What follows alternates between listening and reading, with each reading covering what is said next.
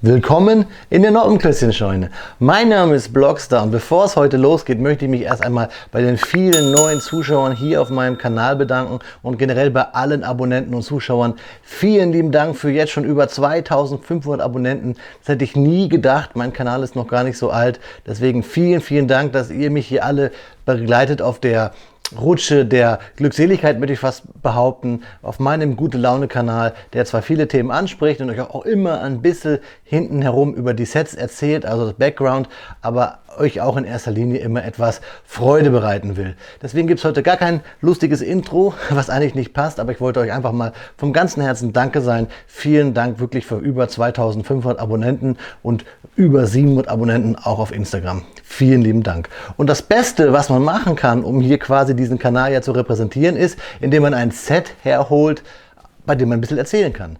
Und es ist ein älteres Set. Es ist aber ein Set, was gut in eine Reihe passt, die ich hier schon vorstelle, nämlich Kobi und dort speziell das Deutsche Afrika-Korps. Und was liegt da nahe als den Kobi-Panzer, den Tiger 1 131, das Set 2519, euch heute hier vorzustellen aus der Kooperation mit dem Tank Museum in Bovington, England. Und es passt perfekt, so kann ich euch wieder mal richtig was Schönes erzählen, denn es ist der einzige fahrbereite Tiger auf der Welt.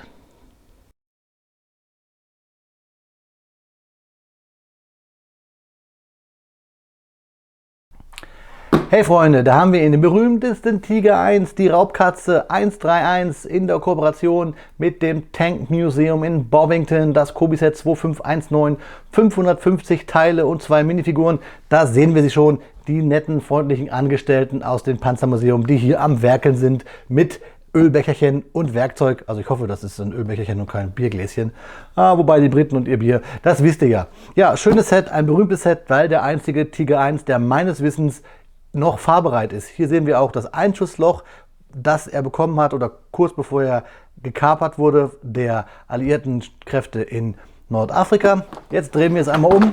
Hier sehen wir die ganzen Geschichten der Rückseiten, die erzähle ich euch aber gleich im Speedbild, denn über dieses Fahrzeug gibt es ja einiges zu erzählen. Hier sehen wir die aktuellen Bilderchen und die Play-Features, die dieses Fahrzeug hier zu bieten hat. Und ja, es könnte auch, fällt mir gerade ein Teetasse sein. Eine Teetasse, eine durchsichtige, das würde ja gut zu den Briten passen. So, passend zu Kobi schauen wir uns den Karton von außen an. Hier wieder die Draufsicht, das kennen wir ja.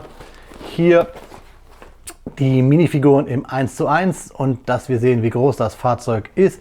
Diese Infos schreibe ich euch ja immer gerne unten in die Videobeschreibung. Dann haben wir hier das babylonische Kauderwelsch. Leider ist mein Karton hier irgendwie beim Transport ein bisschen kaputt gegangen. Nicht weiter schlimm, denn wir bauen den ja eh. Und hier sehen wir auch nochmal, was dieses Fahrzeug alles zu bieten hat. So, ich bin echt sehr gespannt, jetzt hier diesen berühmtesten Tiger 1 der Welt mit euch zu bauen und den Karton aufzupacken.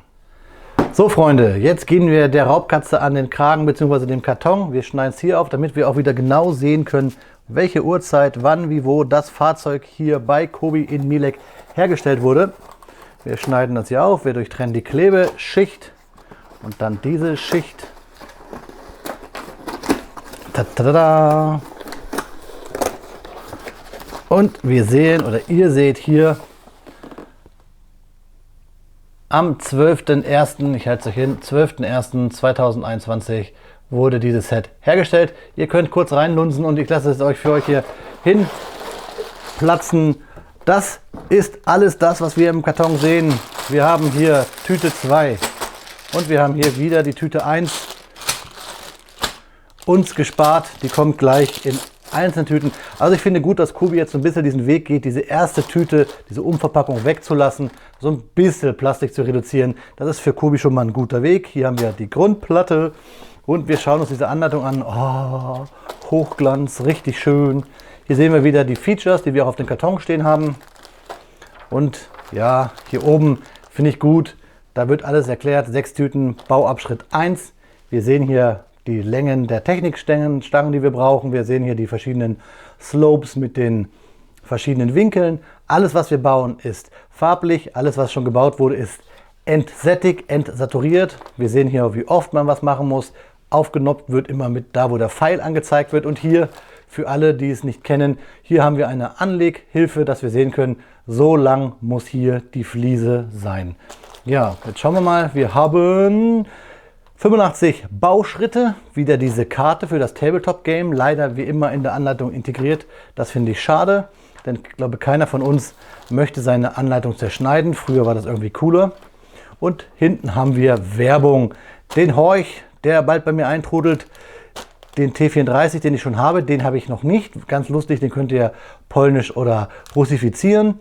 Und die 2 Kübels, den aus dem Afrika-Korps und den Schwimmwagen. Der Schwimmwagen auch im schönen neuen Anthrazit. Gut, Freunde, ich freue mich jetzt richtig, dieses Raubkätzchen klemmen zu dürfen. Speedbit-Zeit ist Faktenzeit. Und natürlich sprechen wir heute über das Kobi-Set, was uns hier vorliegt, den Tiger 1 aus dem Panzermuseum in Bovington, England. Die legendäre 131, die ihr vielleicht schon mal in Filmen wie Fury gesehen habt. Jetzt kommen wir aber mal genau zu diesem Fahrzeug. Was ist der Hintergrund hinter diesem Fahrzeug und warum steht es im Panzermuseum in Bovington, England? Beziehungsweise es fährt sogar, wie ihr ja im Intro gesehen habt.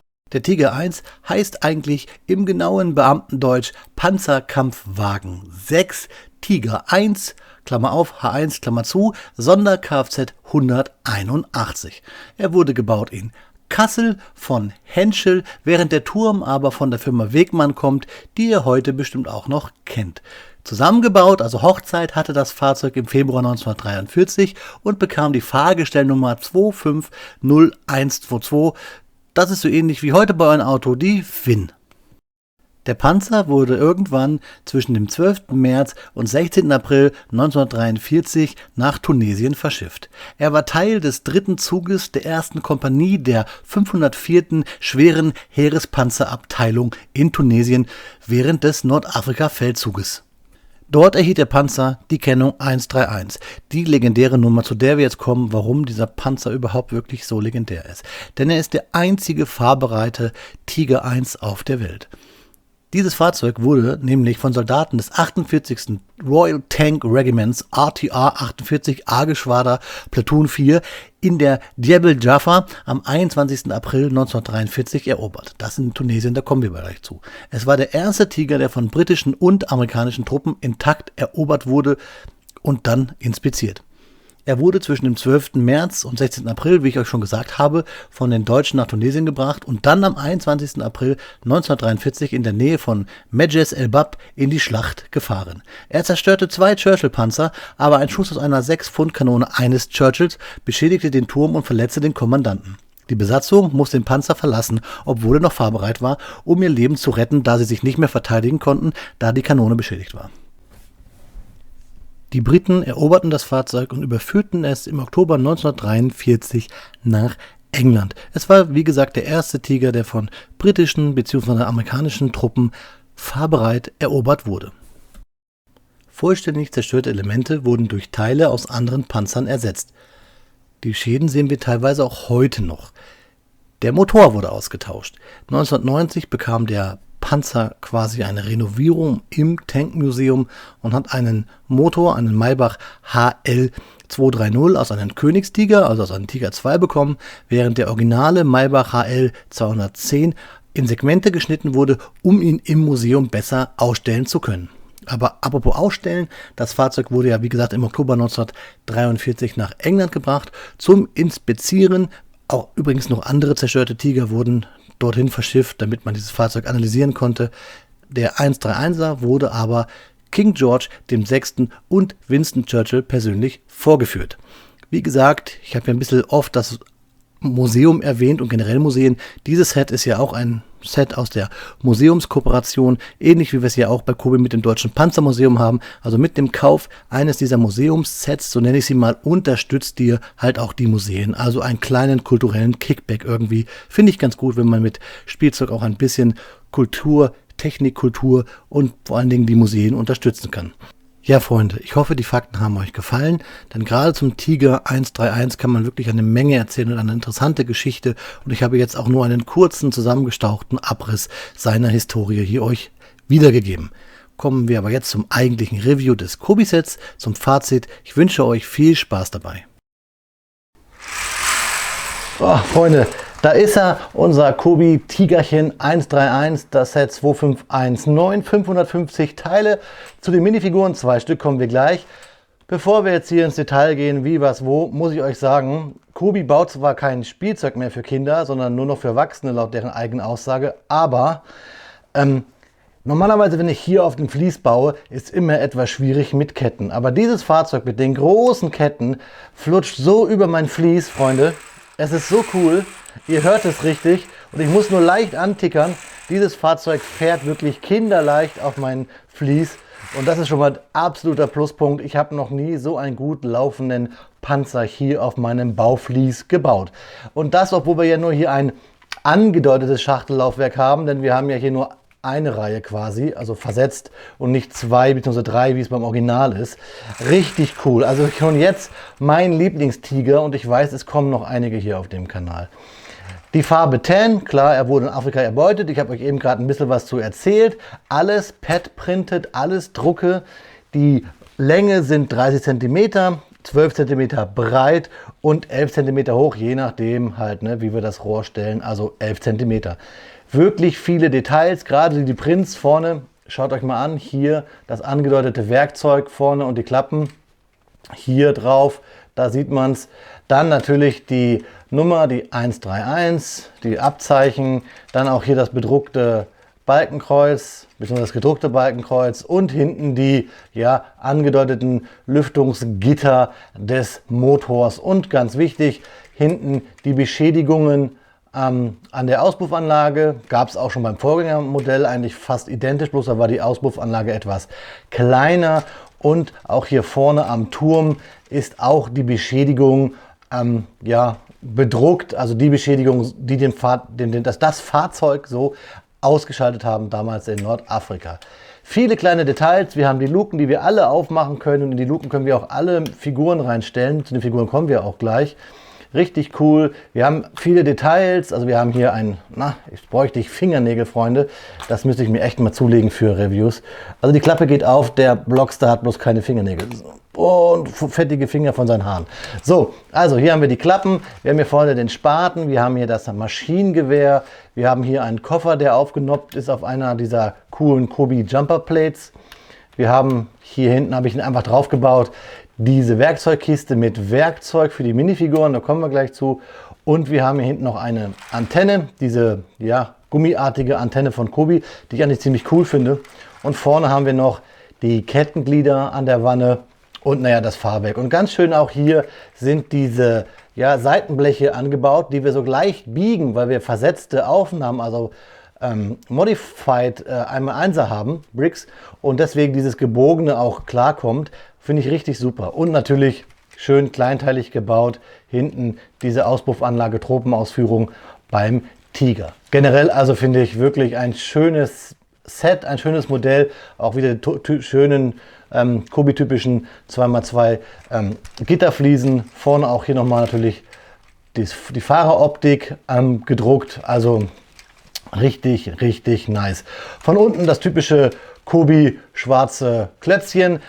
Beim Bauen auch, wenn ihr es im Speedbild gesehen habt, erstmal war das für mich so ein bisschen, was wird das, was wird das, was wird das? Ein großer schwarzer Klotz, aber das ist ja immer Kobi. Man baut und dann kommen diese schönen Formen. Wie gesagt, schön kleinteilig hinten die ganzen Aufbauten und so, finde ich richtig, richtig gut. Das Fahrzeug hat wirklich Spaß gemacht zu bauen, die breiten Ketten sowieso und es kommt wirklich sehr authentisch rüber. Kommen wir aber mal zu den Figuren wegen der Authentizität. Wir haben hier die beiden Mitarbeiter des Tank Museums. Ich weiß jetzt nicht, ob es die Kuratoren sind oder ob es Mechaniker sind. Der eine hat also ich glaube jetzt mittlerweile eine Teetasse in der Hand. Und das Schönste ist wirklich die Drucke, diese schwarzen Overalls, nenne ich sie jetzt mal, oder Mechanikeruniformen, dass die Rückseite auch mit dem Logo des Tank Museums bedruckt ist. Also wirklich schöne Minifiguren, zivile Minifiguren, die quasi die Crew zeigen, die Wartungscrew oder die Kuratoren, die beim Tankfest in Bovington dieses Fahrzeug herumfahren lassen, euch näher bringen. Also wenn Corona zu Ende ist, möchte ich auch unbedingt mal nach England in dieses Museum.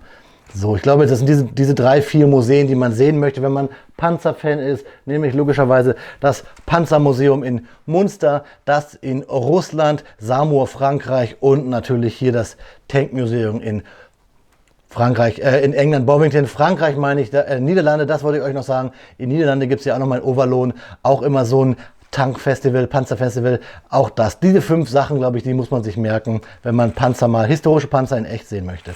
Mir gefällt dieses Fahrzeug richtig gut, auch vorne hier die Mündungsblende, Bremse finde ich richtig gut. Und mal als Vergleich, dass wir mal einen Maßstab sehen können, weil Maßstab bei Kubi ja immer so ein Thema ist. Ich habe euch jetzt mal hier den Willys Jeep daneben gepackt, damit ihr mal ein bisschen Maßstab vergleichen könnt. Also das passt, weil ich weiß, dass der Willys zum Sherman auch irgendwie im gleichen Maßstab war. Wie gesagt, bei Kubi darf man das immer alles nicht so eng sehen. Ich finde ihn richtig gut, einfach auch, weil er so schön fährt, der Turm sich so schön bewegen lässt, nirgendwo anstößt, jetzt klar hier, wenn die Figur drin ist. Und er wirklich detailreicher ist als sein Vorgänger, weil, wie gesagt, das Set gab es schon mal. Ich habe auch wieder Steinchen über gehabt, nicht viel, um genau zu sein 3 Stück. Ein Kettenglied und diese typischen, ja, Kubi einmal 1, ja, ovalen Teils, möchte ich mal sagen, und hier so ein Halter. Richtig cool. Über die Anleitung haben wir schon geredet. Kann man nichts sagen, außer wieder halt, ne, diese Karte. Das habe ich euch schon gesagt, da bin ich kein guter Freund von. Da hätte ich wieder andere Karten. Und dann würde ich dieses Spiel vielleicht auch mal spielen. Ja, Freunde, ich hoffe, ich habe euch einen schönen Einblick gegeben. Und apropos Einblick, lasst uns doch jetzt gleich einfach nochmal in die Augen schauen.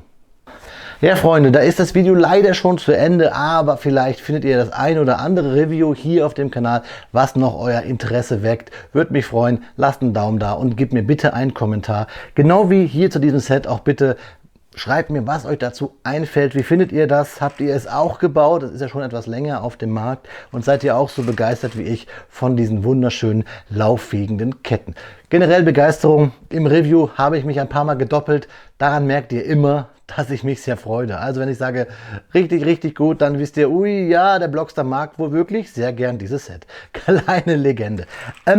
Apropos Legende, ich habe euch hier, ihr seht es wieder auf meinem T-Shirt, die Tigerfibel, die Comicbook-artige Anleitung zur Bedienung eines Tigers 1 unten in der Videobeschreibung verlinkt. Müsst ihr euch unbedingt mal angucken. Das war eine der ersten, ja, wie soll ich sagen, comichaftigen wirklich Anleitungen für so ein militärisches Fahrzeug. Der Link ist auch, und auch die Bilder da kann ich nichts zu sagen. Zum Inhalt ist nicht von mir, ist aber von einer Bundesbehörde. Schaut es euch mal an, ist wirklich sehr, sehr interessant, die sogenannte Tigerfibel. Also ein bisschen was zum Lernen, wie damals wirklich man dieses Fahrzeug bedienen sollte. Sehr, sehr interessant. Interessant war hoffentlich, ich wiederhole mich, das Video für euch. Ich würde mich freuen, wenn wir uns wiedersehen beim nächsten Mal. In diesem Sinne, bleibt gesund, habt euch lieb und haltet noch Abstand, vielleicht nicht mehr lange. Ich hoffe, ihr seid bald alle geimpft. Auf Wiederbauen, euer Freund, der Blockstar.